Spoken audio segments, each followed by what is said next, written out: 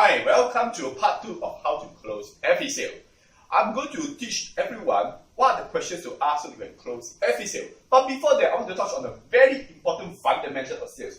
Many people tell me that they don't know how to do sales. But understand that there is no such thing called sales in this world. There's only this thing that starts with a big H, and that's called humanity. Sales is about humanity. So if you know how to live as a human being until now, then you know what is this thing called humanity. That means you can do sales. And also there are 3 fundamental things that many people may not realize.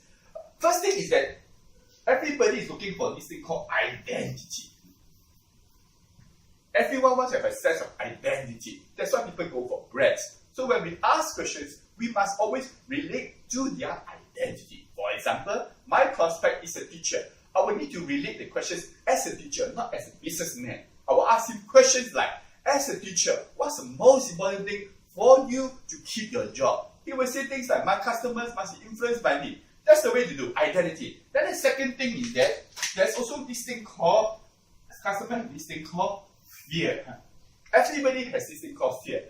We have fears because we are living in our own world. And in our own world, we are not used to outside things. So as a salesperson, when you introduce your goods and services to people, people have this thing called fear. That's why they may not respond to you. So our job as a salesperson is to remove people's fears. So no matter what you do, you must remove people's fears. Never introduce new fears. And then the third thing about this thing in sales is this thing called people are afraid.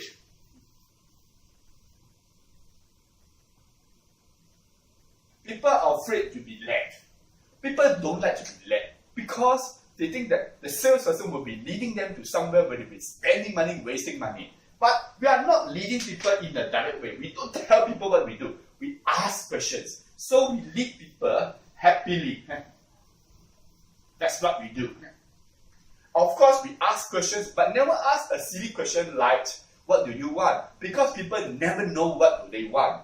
When Steve Jobs launched iPad in the year 2000, he did not do a market survey and ask people, what do you want? He simply knows that people are afraid to be led, so he did not lead people. He simply understands human needs, and people have this thing called fear, and introduced iPad in a very friendly way with lots of friendly applications, easy to use games, lots of photos, capabilities. That's how iPad become very successful. So remember, in sales, we must always do this thing called we must lead customers, but we don't want them to know that they're being led. So we must lead them happily and willingly without them realizing. How do we do that? We do this thing called asking questions. In part 3, I will go into details of asking questions. So let's watch out for part 3. My name is